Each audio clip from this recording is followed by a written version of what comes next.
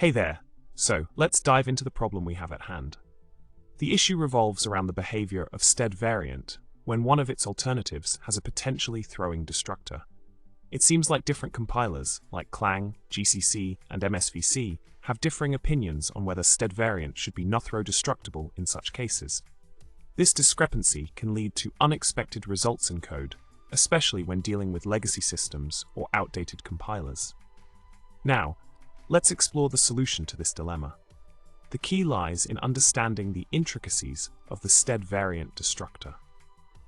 The destructor for stead variant is defined as constext variant, and its noexcept specification depends on whether its data members have throwing destructors.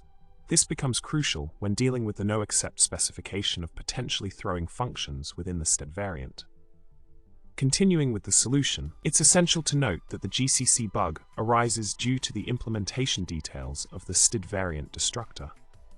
In the case of libstdc++, the destructor is explicitly defaulted using _glixx20 _constextpar variant equals default, and the actual member is stored within an uninitialized subobject. This setup can lead to unexpected behavior when dealing with potentially throwing subobjects like in the case of the struct B.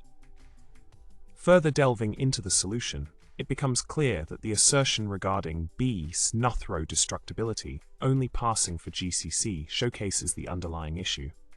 Since the struct S in the initial problem has a potentially throwing subobject of type D, it shouldn't be considered nothrow destructible. This discrepancy highlights the importance of ensuring consistency in compiler implementations to avoid such bugs in code interpretation. In summary, navigating the nuances of stead variant and its interaction with potentially throwing destructors can be a tricky path. It's crucial to understand how different compilers handle these scenarios to ensure the stability and correctness of your code. So with that, we wrap up our discussion here. Remember to like, subscribe, and leave a comment below.